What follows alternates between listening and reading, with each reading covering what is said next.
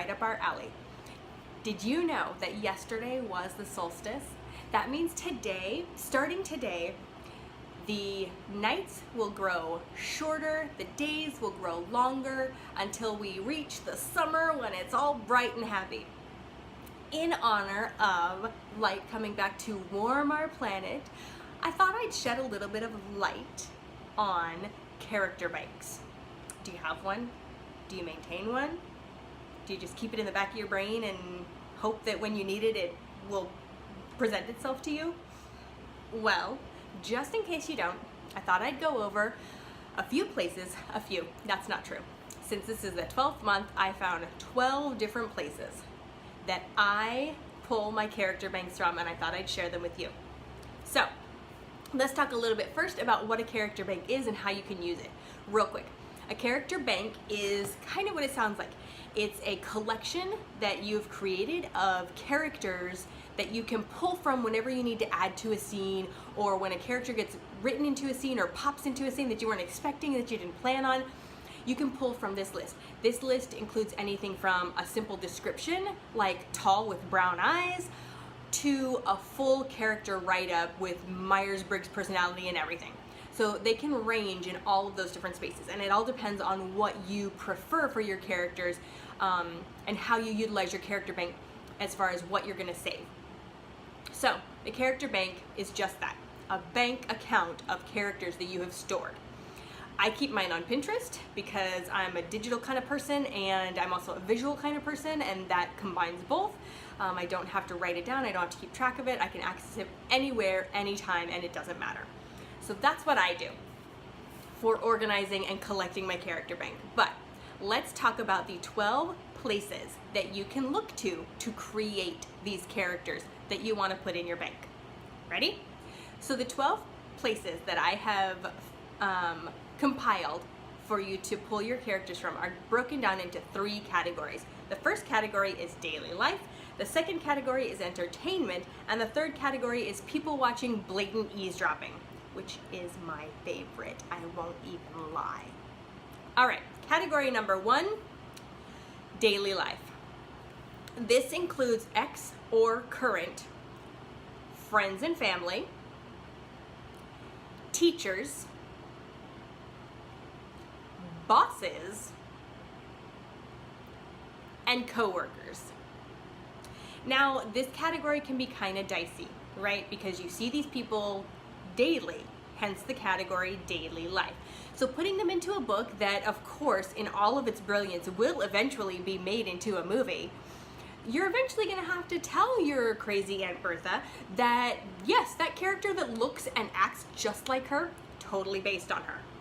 So tread lightly in this area, or go the opposite. Tell Aunt Bertha you've totally written a book and there's a character just like her in it, except exaggerated, and you need her help to make sure that that character is the most ridiculous, outrageous version of her that you guys could ever dream up. Then she spends the whole time, first of all, being a beta reader for you and helping you with your book, but also being completely invested in this ridiculous version of herself. And when the movie comes out, she's totally not annoyed. She's really excited that, I don't know, who's her favorite actor? Pitch it to her. And she'll totally be on board with helping you create that character. So that's a side note. All right, category number 2 is entertainment. TV, books,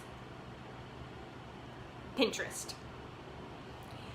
TV and books are, of course, ready-made characters, right? You know them, you've read them, you've watched them for seasons, you love them, and that can feel a little bit like stealing or like plagiarism. So I'm not in any way suggesting that you take those characters for everything that they are. What I'm saying is those are places for you to look at what you really love about that character, about that person, about that relationship, and use that to start a new character. Do you love their name?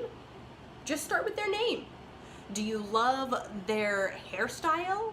Do you love their deep and spiritual connection to cheesecake? It doesn't matter what you love about that character in a book or in a TV show or in a movie. Take that thing that you love and start it in your character bank as a basis for a character. I added Pinterest in entertainment because it's social media and technically is a form of entertainment. But I use Pinterest because everything is on there. Physical descriptions, pictures, because I'm a visual person. Again, I need those pictures sometimes. If you type in character bank, you'll get ready-made things like this elf human hybrid has long pink hair and an affinity for collecting rocks, whatever. You'll get all kinds of stuff, little snippets like that to full-on personality declarations or character descriptions. So Pinterest is a great spot to get those ideas, even if you're not going to store them there. Last category is people watching and blatant eavesdropping. We want real life people. We want things that are based in reality. Even when we're writing the most outlandish fantasy fiction that we can think of, it still needs to have some basis in reality as far as character development. So here's a few places that you can blatantly people watch and eavesdrop to get beautiful nuggets for your character bank. Restaurants, the mall, yeah. Go downtown, walk around. Oh my gosh, I mean, you all know that's where all of the interesting people hang out, but you will see so much cool stuff. Sporting events, and along those lines, dance competitions or any competition of any kind. Gym, swim, it doesn't matter. Any competition, you go and you just people watch the audience and the competitors, the announcers even. I'm telling you, it's like a character bank bazaar. All right. So those are all of the spots, the 12 spots where I pull characters from. The last one, which is my people watching and blatant eavesdropping, is my absolute favorite because it is so real in where those things come, those character traits or descriptions come from. Years and years and years ago, I was on a bus and I was listening to this Marine behind me, and it was a late night trip. It was like, you know, a red-eye bus ride. I don't even remember where I was going. Anyway, this Marine behind me is talking about how there was some kind of ceremony that he was just involved in. He had just accomplished some kind of goal, and he gets pinned, right, on his uniform with whatever decoration that says he accomplished this goal. Telling the guy next to him, no man, no, they don't just pin it on your uniform, they pin it into your skin. I was bleeding underneath my uniform. That's how committed I am to this cause. I could never in my life have made up a story like that. He was so intense and he was committed to the fact that this accomplishment was branded on his skin by the pin that he was awarded.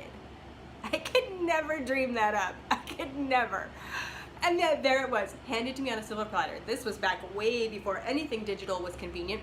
And I whipped out my notebook and I just started writing. I was like, I can't forget what he just said. It's so perfect. I wrote it down. I still have it to this day. I have kept it because I'm gonna use it. It's just too perfect. Then the other day, more recently, like last week, 2 weeks ago, I was at the mall and I'm standing in line to get my food. I'm not even there purposefully for people watching, but I just do it, right? Because it's interesting. So I'm standing in line to get my food and these two ladies come up behind me, but I'm to the side waiting for my food, so they walk up to order their food. One of them is tall and she's wearing this big black overcoat and these super sparkly, straight up, I can't describe them in any other way but hooker shoes. They're strappy and her toes are bright pink and they're sticking out of the sparkly straps, and but then she's got this big black overcoat on, and I was just like, oh my gosh, if I couldn't see her legs and the fact that she was wearing pants, I would totally think she was naked under there. But the sparkly shoes and the pink toenails sticking out and the black overcoat, that's a beautiful description for a character. That's a wonderful start. Imagine that description in a book, walking into any place, walking into someplace unexpected, like your lawyer's office or the dentist, right? That's a great description. So I literally whipped out my phone and took a picture, because with her and her tall shoes, blonde, black coat, was a shorter, sort of plump woman wearing pants that were folded up. You know how you cuff them at the bottom, right? They're cuffed, except these were like tall cuffs. They cuffed all the way up past her calf. It was so stinking cute. I pictured her getting frustrated in every dressing room for her entire life because pants are always too long, which is my problem too. But she was even shorter than me, so I felt for her. I wanted to go over there and hug her and offer to hem her pants for her. But that's another character description. Imagine describing this woman walk in with her pants cuffed all the way up to her knees because she's so short. That gives you a clear description as to the height of this character. And that's a description that I don't know that I would have thought of. Even someone like me who is short and experiences that, I don't know that I would have thought of it without seeing it in front of me. So, those little nuggets of people watching and eavesdropping. I hope those and the rest of the places that I have detailed today of where to collect your characters from has helped you a little bit and given you some ideas on how to start your own character bank. Happy writing, and we'll see you next time.